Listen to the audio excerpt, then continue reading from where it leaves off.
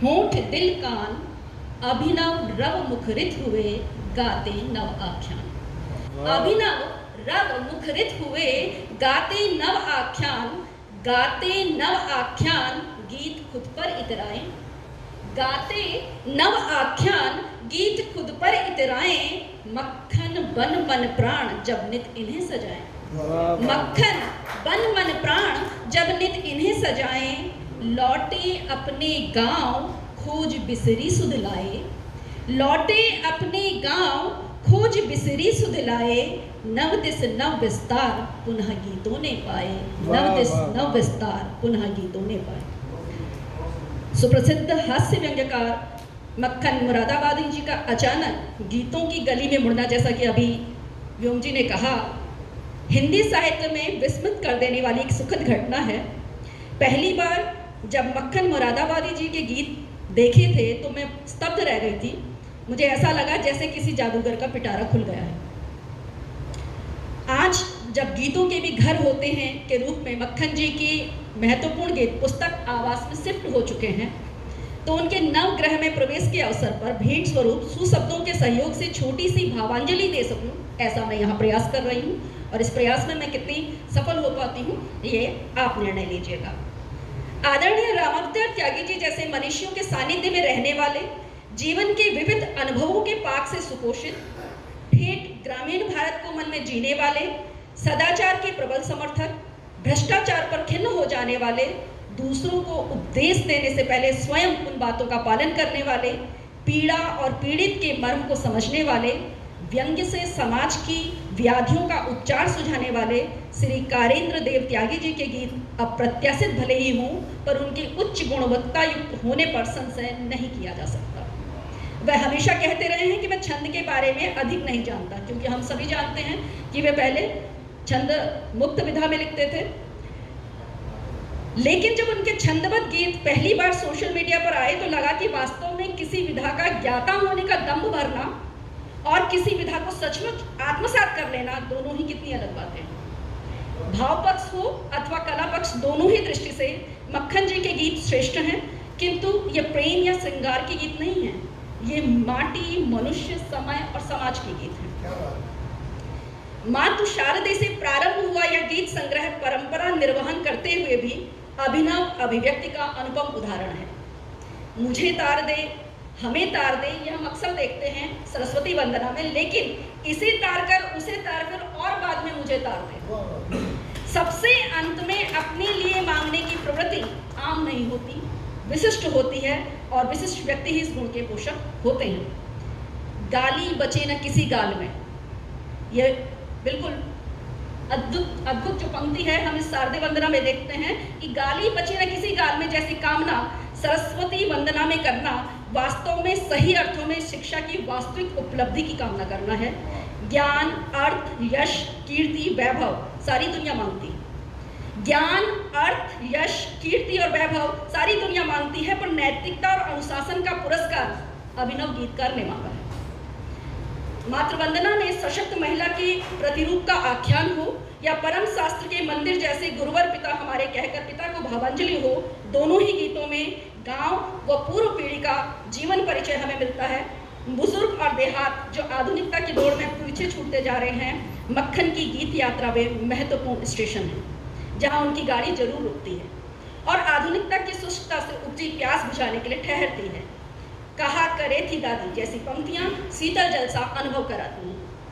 हृदय के उच्च भावों को अपने समृद्ध शब्दकोश से चयनित श्रेष्ठ शब्दों की पोशाक पहनाना, शब्दों की मितव्यता के साथ ही उन्हें उनके सटीक स्थान पर रखना, ऐसी लेखन टिप्स को उन्होंने उदाहरण सहित अपने गीतों के माध्यम से लेखकों की नव पीढ़ी को समझा दिया।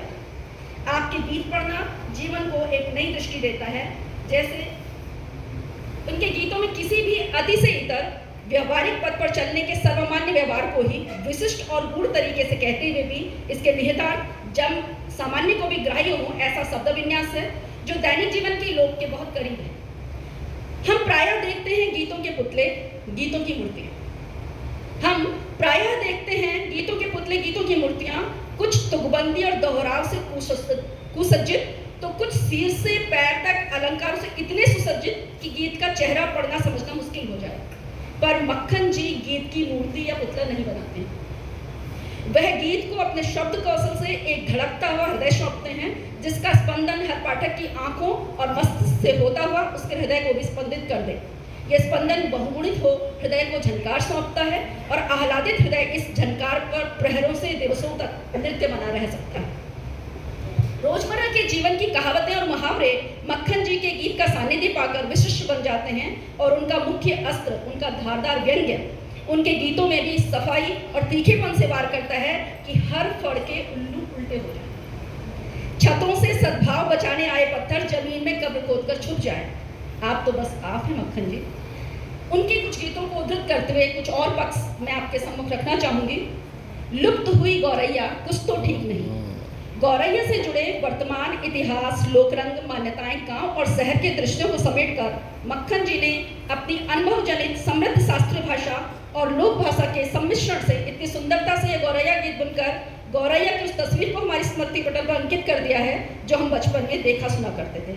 कुल मिलाकर भाव पक्ष में गौरैया पर मेरे द्वारा अब तक पढ़ी गई रचनाओं में यह श्रेष्ठतम है। शोर मचा है, सबका काम बोलता है। इस गीत ने मन के भावों पर मलहम लगा दिया है।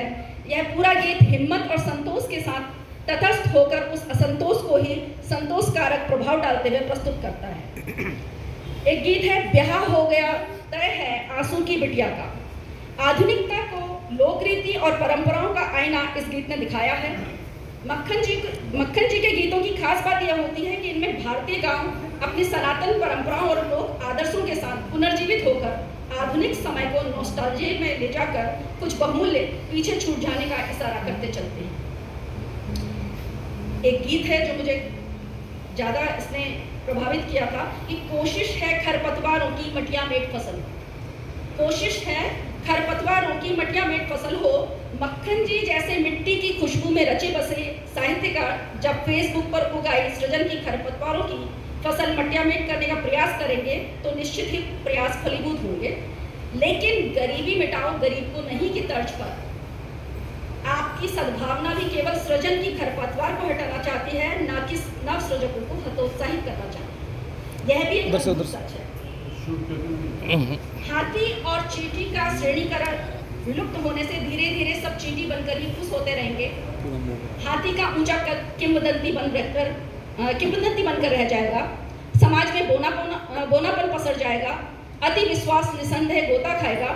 वर्तमान में व्याप्त और भावी का भक्षण करने वाली इस खरपतवार सृजन के जड़ों की मिट्टी को मक्खन जी के इस गीत ने व्यंजना की कुदाल से ढीली करने का सर्वोत्तम प्रयास किया है। आप सच को भी इतने मीठे, लयबद्ध और रोचक तरीके से कैसे लिख सकते हैं?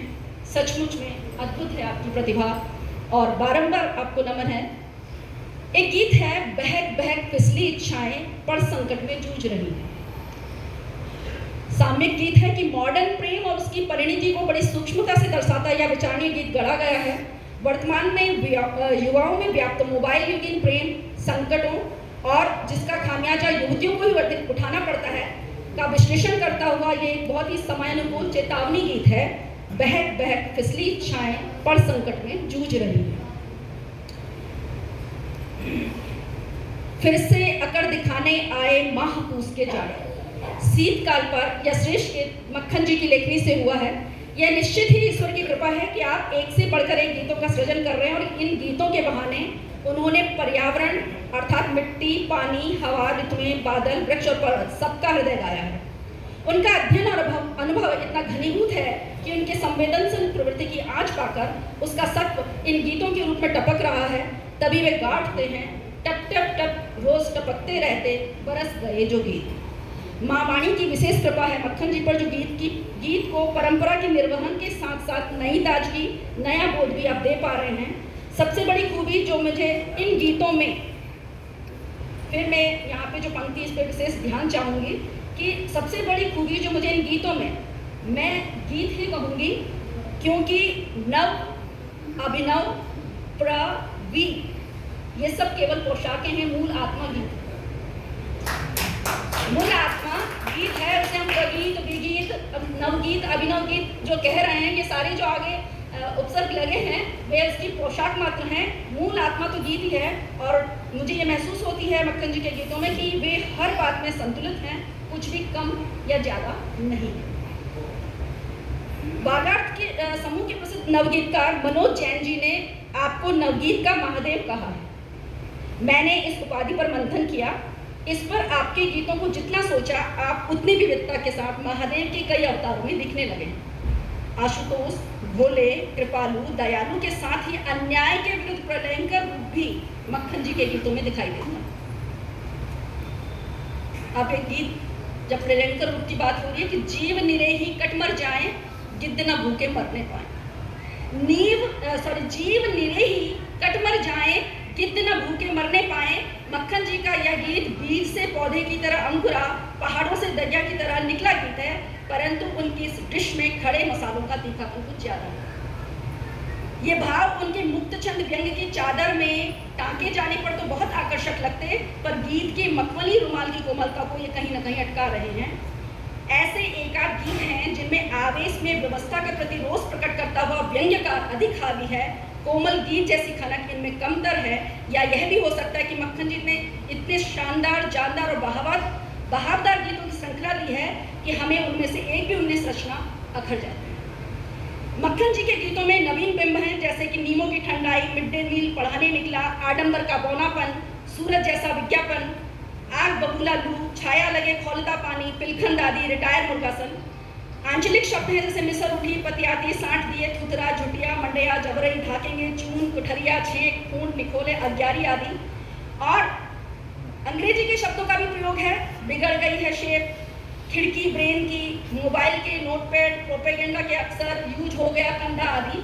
और कुछ अलग हैं जैसे दो दो मुट्ठी चीख, सुरसाई, धुकुर पुकुर, किलच किलच, अर्थमुखी, चीनी गुब्बारा, रवा सवा खवा, अखबार छपइये वर्ड है, भुनन रखाई, ढांग दिए, झांग दी। यानी नई आपकी जो वोकैबुलरी है, शब्दकोश यह है, जब आप इन्हें पढ़ते हैं, और मैंने कई बार पूछा भी है इनके क्या मतलब है, तो आपके ऐसे शब्दों के प्रयोग तो चौंकाते ही हैं। कुछ पंक्तियां तो मंत्रमुग्ध कर देती हैं, जैसे पढ़ने में बस आंसू आए, कब लौटेंगे गांव, मन से मन को छूना, घने अभावों में मुट्ठी भर भावों का मिल जाना, घने अभावों में मुट्ठी भर भावों का मिल जाना, पेड़ गीत से गुजरा, बटके जो राह दिखा दे, इनमें इतर असर होते हैं, गीतों के भी घर होते हैं। गाय दुखी है हर कूटे पर देना पड़ता दूध, या ब्रेन खिड़कियां कैसे खोले, पड़ा रिटायर मुर्गासन। तो इस तरह के अनोखे अद्भुत प्रयोग हमें शब्दों के मिलते हैं। कुल मिलाकर उनके उत्कृष्ट गीत चुनौती देते हुए लगते हैं कि ओ किताबों के ढेरों में छपने वालों, अपने गीतकार होने का दम्भ अब ताक पर धरो। हम मक्खन के गीत हैं, अपनी अभिनवता से पढ़ने वाले सुनने वालों के दिलों में ऐसे छप जाएंगे कि युगों उनकी स्याही मिट नहीं पाएगी। इस तरह एक श्रेष्ठ व्यंग्य रचनाकार, एक श्रेष्ठ गीतकार होने के सफर पर भी निकल पड़ा है, और शीघ्र ही हम उनकी इस यात्रा के और संग्रहों को पढ़ पाने का सुअवसर भी पाएंगे। यह स्वप्न हमारी दृष्टियों में देखना प्रारंभ कर दिया है। मक्खन जी के गीतों में जो भी था वही सब देख पढ़कर मैंने ये सब लिख दिया है, इसमें मेरा कोई विशेष प्रयास नहीं है। ये मक्खन मुरादाबादी जी के गीतों की सामर्थ्य है जो मूक को भी वाचाल कर दे और एक सामान्य से पाठक को भी समीक्षक बना दे। अस्तु तेरा तुझको अर्पण की भावना से समीक्षा में समर्पित करती हूँ।